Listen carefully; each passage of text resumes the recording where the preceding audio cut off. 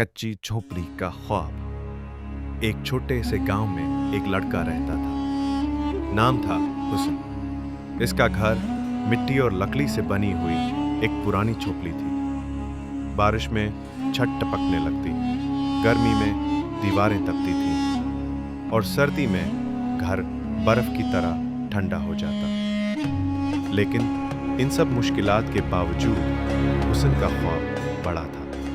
वो रोजाना नंगे पांव स्कूल जाता, अक्सर पेट भी खाली होता। दोस्तों के पास बसते थे, पीन थे, साफ यूनिफॉर्म थी, मगर हुसन के पास सिर्फ एक चीज थी, हौसला।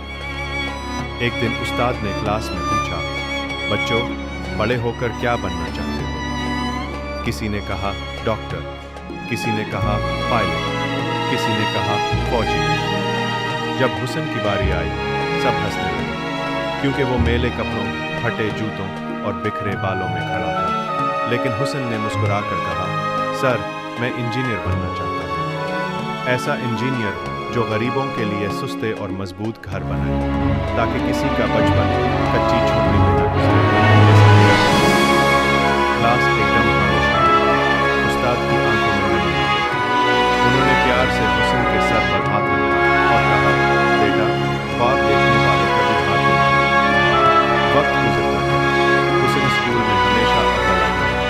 छत टपकती रही, मगर हौसला मजबूत रहा। बाज रातें सर्दी में कांपते गुजरे, बाज दिन भूख में, लेकिन वो कभी रुका नहीं। कॉलेज के लिए फीस नहीं थी। हुसन ने दिन में मजदूरी की, रात में पढ़ाई। लोगों ने ताने दिए, कहने लगे, इतनी मेहनत किस लिए? किस्मत तो वही रहेगी। लेकिन हुसन जानता था कि किस्मत भी मेहनत से बदलती है। सालों बाद जब वो इंजीनियर बनकर अपने गांव लौटा तो सब हैरान थे। वही हुसन जो कभी नंगे पांव स्कूल जाता था, अब खुद एक माहिर सिविल इंजीनियर था। उसने सबसे पहला प्रोजेक्ट अपने गांव के लिए बनाया, सुस्ते, मजबूत, बारिश और सर्दी से महफूज घर। और सबसे पहला घर उसने अपनी माँ के लिए बनाया, जहाँ छत टपकती ना थी, दरवाज़ा टूटा ना था और सुकून बसता था। एक रिपोर्टर ने हुसन से सवाल किया, इतनी कामयाबी कैसे हासिल की?